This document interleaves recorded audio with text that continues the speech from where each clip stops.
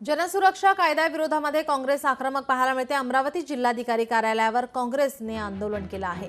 जनसुरक्षा कायदा रद्द करण्याची काँग्रेसकडून मागणी होतीये। महायुती सरकारविरोधात काँग्रेसने घोषणाबाजी केली। कायदा रद्द न केल्यास राज्यभर आंदोलनाचा इशारा दिला आहे।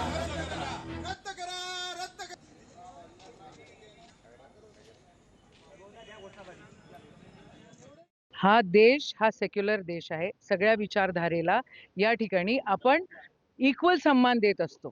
राईट टू इक्वॅलिटी आर्टिकल 14 मध्ये त्या ठिकाणी दर्शवलेला आहे।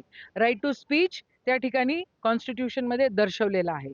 मग आता तुम्ही विचार व्यक्त करण्याचा अधिकार जर हिरावून घेत असाल तर ही एक प्रकारची दडपशाही आहे, ही हिटलरशाही आहे। उद्या या ठिकाणी महाराष्ट्र रस्त्यावर आल्याशिवाय राहणार नाही। तुम्ही या प्रकारे दादागिरी या महाराष्ट्रामध्ये डेमोक्रेटिक इंडियामध्ये तुम्ही करू शकत नाही, एवढंच आमचं म्हणणं आहे। हा कायदा रद्द झाला पाहिजे। हा लोकशाहीला तडा देणारा कायदा आहे आणि आम्ही हा कायदा खपवून घेऊ शकत नाही। जनसुरक्षा कायद्यानंतर अगोदरच अनेक कायदे अस्तित्वात आहेत, पण हा कायदा असा आहे की आज सामान्य माणसाचं जे स्वातंत्र्य आहे ते हिरावून घेणारा हा कायदा आहे।